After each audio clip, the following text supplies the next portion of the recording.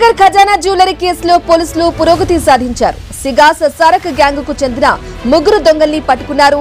దోపిడీ చేసేందుకు 2 రోజుల క్రితం పటాన్చెరు రామచంద్రాపురంలోని 10 జ్యువెలరీ షాపులపై వాళ్లు రెక్కి నిర్వహించారు.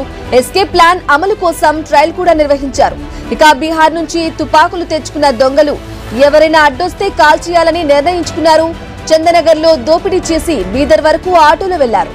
మొబైల్ ఫోన్లు వాడకూడదని రూల్ పెట్టుకున్నారు. రైట్ గా దీనికి ఇదే విషయానికి సంబంధించి పూర్తి అప్డేట్స్ అందించడానికి మా ప్రతినిధి ప్రవీణ్ అందిస్తారు. ప్రవీణ్ చెప్పండి, చందనగర్ ఖజానా జ్యువెలరీ కేసులో పోలీసులు పురోగతి సాధించినట్లుగా తెలుస్తోంది. మొత్తంగా ముగ్గురిని కూడా అదుపులో తీసుకున్నట్లుగా తెలుస్తోంది. అప్డేట్స్ ఏంటి? బ్రాహ్మణి అంటే చందానగర్ ఖజానా జ్యువెలరీ కేసులో పోలీసులు పురోగతి సాధించారని తెలుస్తుంది. మొత్తం తోడుగా ఒక పక్క పథకం ప్రకారము స్కెచ్ ప్రకారము రెక్కి నిర్వహించి అయితే ఇంటర్నేషనల్ లెవెల్లో ఇక దోపిడీ జరిగినట్టుగా కూడా పోలీసులు గుర్తించారు.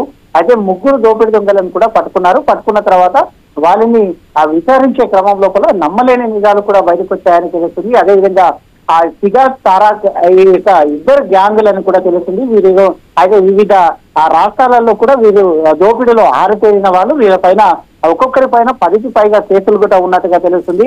అదే పటన్చెరు ఆర్సీపురం జ్యువెలరీ షాపుల పైన మొత్తం తొలుగా కూడా ఆ రెక్కి నిర్వహించారు. రెక్కి నిర్వహించిన క్రమం లోపల ఎక్కడైతే అదే ఏదైతే షాప్ దగ్గర సెక్యూరిటీ గార్డులు లేకుంటారో ఆ పక్క సమాచారం మేరకే ఈ యొక్క దొంగతనానికి పాల్పడినట్టుగా కూడా తెలుస్తుంది. అదేవిధంగా ఈ దానికి టార్గెట్ గా చేసుకుని 10 జ్యువెలరీ షాపులు మొత్తం తొలుగా ఈ యొక్క గ్యాంగ్ రెక్కి నిర్వహించారు.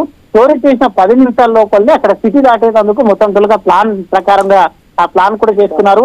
10 షాపుల పైన 2 రోజుల ముందే రెక్కి నిర్వహించుకున్నారు. అదాని ప్లాన్ ప్రకారం ఏ విధంగా వెళ్ళాలి, చోరీ చేసిన తర్వాత బైక్ పైన ఎన్ని నిమిషాల్లో ఎక్కడ వెళ్తాము, ఎక్కడి నుంచి వెళ్ళాలి అనే టోటల్ గా ప్లాన్ చేసుకొని ఆ రెక్కి చేశారు.